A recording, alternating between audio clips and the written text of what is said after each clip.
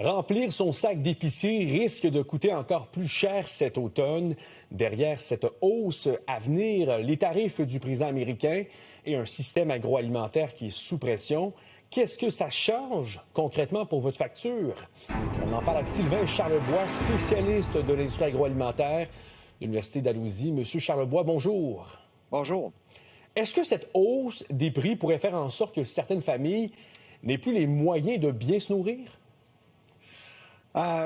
C'est déjà le cas, hein? Avec la hausse des prix alimentaires, il y a plusieurs familles qui doivent faire des compromis nutritionnels. C'est comme ça depuis, moi, je dirais 2-3 ans au minimum. C'est pour ça qu'au Québec, on a de plus en plus de bannières à rabais.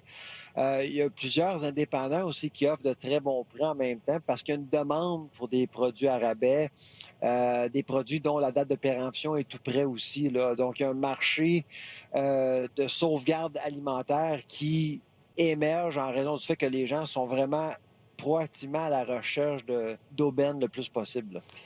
Expliquez-nous, comment ça se fait que la viande et les fruits sont moins touchés que les pâtes ou les conserves?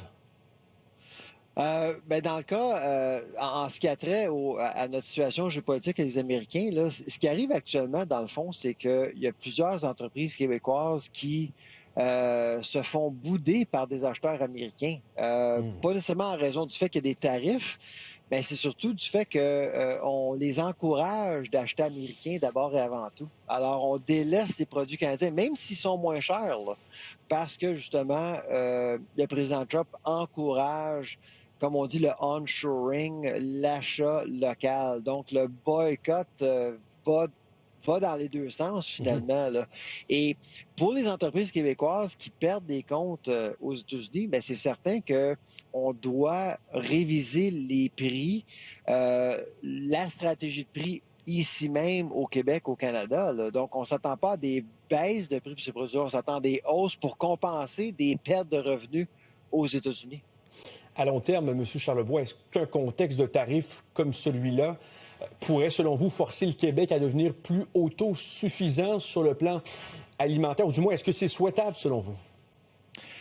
On le souhaite, mais on le voit déjà. D'abord, le Québec a une stratégie d'autonomie alimentaire. C'est la seule province au Canada à avoir une telle stratégie. Et depuis quelque temps, on a vu plusieurs investissements au Québec pour ce qui est des bébés carottes, fraises, production de fraises de l'année. Il y a plusieurs exemples quand même, là. Donc, on avance à ce niveau-là.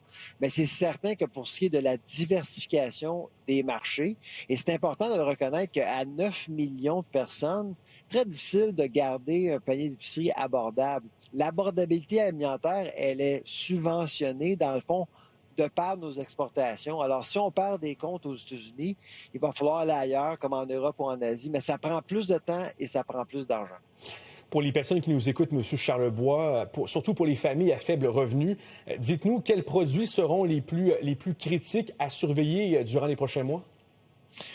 Pour ce qui est de l'épicerie, là, si vous regardez l'épicerie, moi je dirais là, en raison des tensions géopolitiques qui en fait deviennent de plus en plus palpables, là, le centre du magasin, tout ce qui est emballé, tout ce qui est canadien, québécois, on s'attend à des hausses de prix à ce niveau-là. Dans le pain aussi et aussi dans le surgelé. Pour ce qui est de la viande maraîchée, donc fruits et légumes, les produits laitiers aussi, on devrait être correct.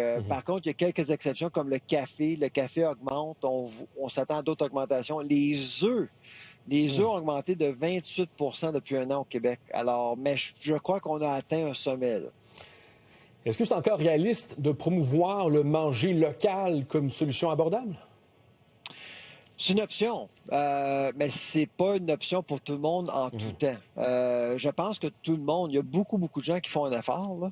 Il y a beaucoup de gens qui regardent les étiquettes, s'ils peuvent acheter. Si l'option locale est abordable, j'ai l'impression qu'on achète québécois, mais dans la réalité des choses, les bannières le savent, là.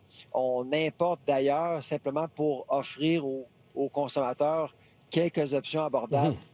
Peu importe ce qu'on regarde à l'épicerie, là.